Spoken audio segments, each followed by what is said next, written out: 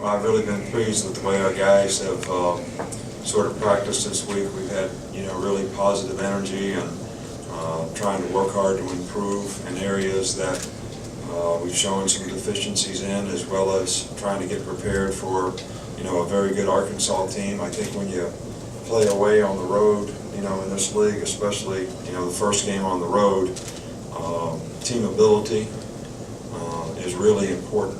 That's kind of a shared responsibility that everybody has to make sure, that they're ready to do their job. Communicate well, play with boys, have a lot of confidence, have a lot of resiliency to, overcome adversity, because there'll certainly be some.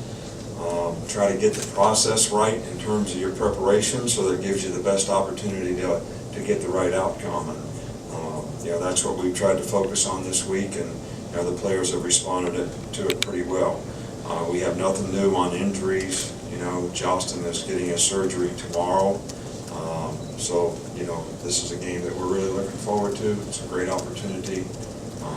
It's always great to play in the league, and these guys certainly have a very, very good team, and one that presents a lot of challenges for us. You mentioned earlier today the backup quarterback competition is still ongoing between Sims and Ely. Where does Alec Morris fall into that mix, and is he still involved, or where is he going to fall? No, the two older guys, probably are more in it right now.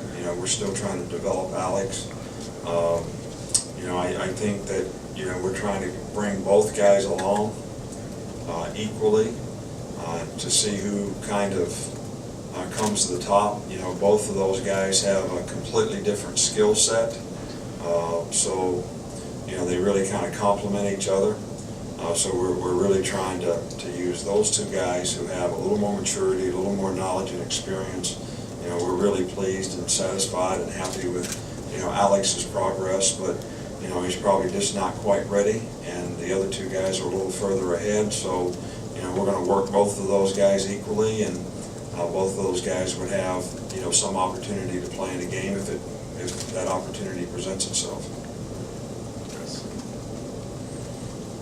You said that you liked what you saw from your team. Can you talk specifically about the offensive line and how they kind of reacted this week?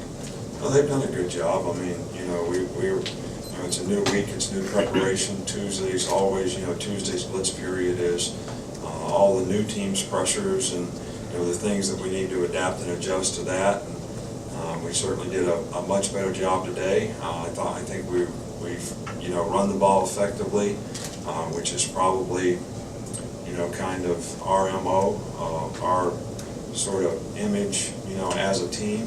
And as hard as we've tried to work on improving in the passing game, knowing the importance of having that balance down the road, I think everybody buys into what we, really, want to try to accomplish there. So that's an area that we definitely got to keep improving in. But the offensive line's done a good job this week. Coach, when you look at Niall Davis on film, how close is he, in your opinion, to the back he was 2 years ago before he got hurt for Arkansas?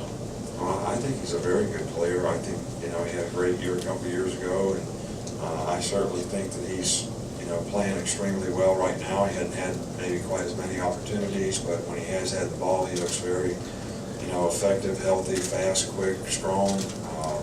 He's got good running instinct. So, we think the guy is an outstanding player. Last one, Don.